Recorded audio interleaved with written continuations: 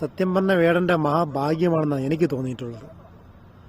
അദ്ദേഹത്തിന് ഇത്രയും സ്വാധീനമുള്ളത് കൊണ്ടാണ്, അല്ല യുവാക്കളുടെ ഇടയിൽ സ്വാധീനമുള്ളത് കൊണ്ടാണ് മീഡിയകളിൽ ചർച്ചയായത്, വാർത്തയായത്, അദ്ദേഹത്തിൻ്റെ നീതിക്ക് വേണ്ടി സംസാരിച്ചത്.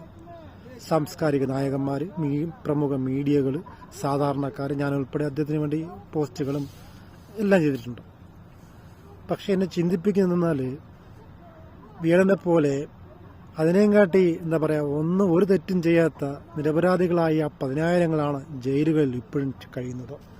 അവർ ചെയ്ത തെറ്റ് എന്തെന്നും പോലും അറിയാതെ. അവർക്ക് വേണ്ടി ശബ്ദിക്കാൻ ആരുമില്ല.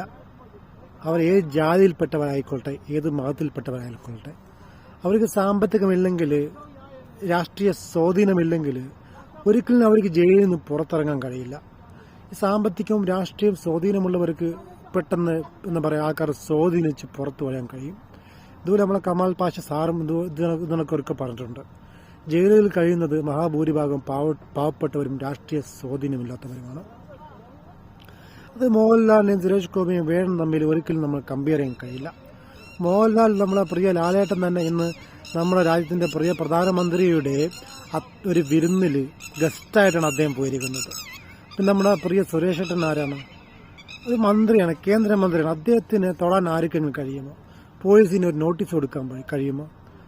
സുരേഷ് ഏട്ടനെതിരെ ഒരാളിപ്പോൾ കേസ് കൊടുത്തു, ഏതൊരു യൂത്ത് കോൺഗ്രസ് പ്രവർത്തനം കേസ് കൊടുത്തു. സുരേഷ് ഏട്ടൻ ഇട്ടിരിക്കുന്ന മാല എന്തോ ആനയുടെ പുലിയുടെ കൊമ്പെന്നൊക്കെ പറഞ്ഞിട്ട് ഇത്ര 48 മണിക്കൂർ കഴിഞ്ഞിട്ടും പോലീസ് ഒരു വിളിച്ചു ചോദിക്കുമ്പോൾ ഒരു നോട്ടീസ് അയക്കാൻ പോലും അവർക്ക് കഴിയുന്നില്ല. പേടിയാണ്.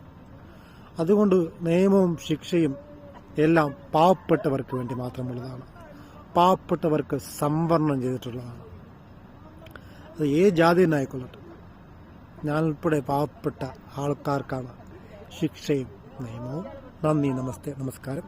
നിങ്ങൾ വിലപ്പെട്ട കമൻറ്റുകൾ രേഖപ്പെടുത്താം.